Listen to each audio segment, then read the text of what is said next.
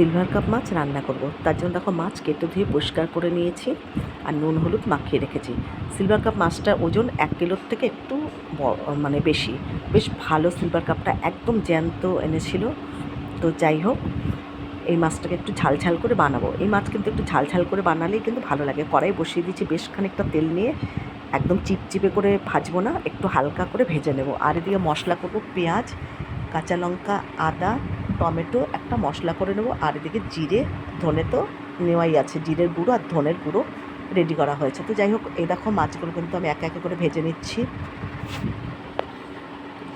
আর মাছটা বেশ বড় সাইজের, এরকম বড় সাইজের সিলভার কাপ কিন্তু খেতে খুব ভালো লাগে। এই দেখো টমেটোটা দিয়ে একসাথে পেস্ট করে নিয়েছি। আর এদিকে মাছ ভাজার ওই তেলে একটা শুকনো লঙ্কা ফাটিয়ে আর একটু সাদা জিরে আমি দিয়ে দিলাম।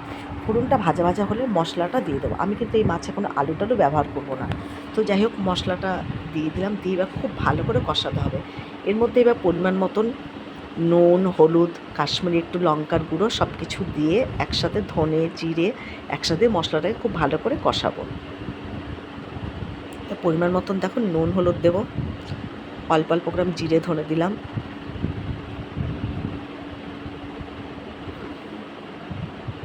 এবং খুব ভালো করে মশলাটা কষিয়ে নেবো যতক্ষণ না মশলা গা থেকে তেল বেরোচ্ছে।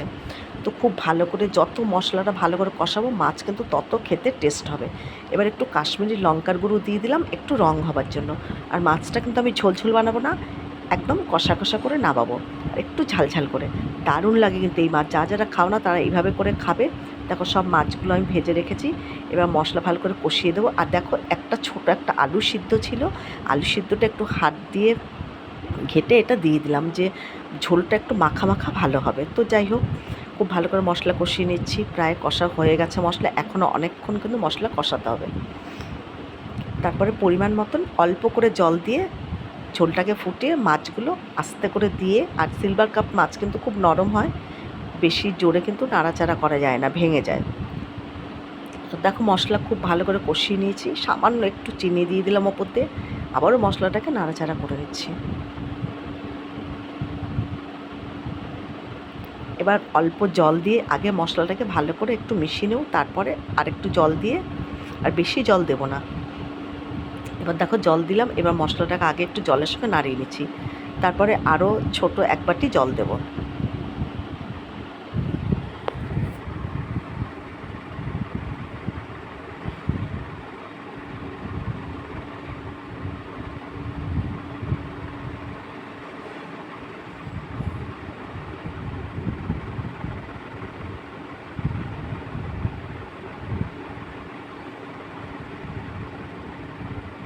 আরও এক বাটি আমি জল দিয়ে দিলাম, ছোট এক বাটি।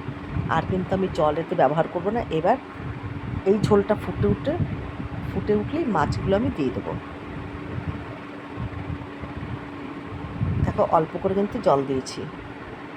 এবার আগে মাথা আর লেজাটা দিয়ে দিচ্ছি, তারপরে আস্তে আস্তে খণ্ড মাছগুলো এর মধ্যে দিয়ে কিছুক্ষণ একটু ঢেকে রাখলেই, আর গরম মশলা দিয়ে নামিয়ে দিলে কিন্তু আমার রেডি হয়ে যাবে। নামানোর সময় সামান্য একটু গরম মশলা দেবো।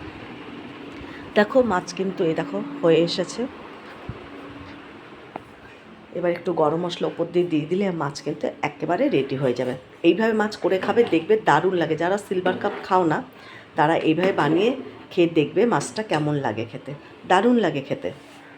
তো দেখো একেবারে রেডি হয়ে গেছে। এবার আমি গ্যাসটাকে অফ করে দিচ্ছি। দেখো একদম কষা কষা কিন্তু মাছটাকে করেছি, দারুণ লাগে খেতে। আর মাছটা বড় তো খুব ভালো লাগে, ছোটোর থেকে বড় সিলভার কাপগুলো খেয়ে দেখবে খুব ভালো লাগে। এবার আমি নামিয়ে নিচ্ছি।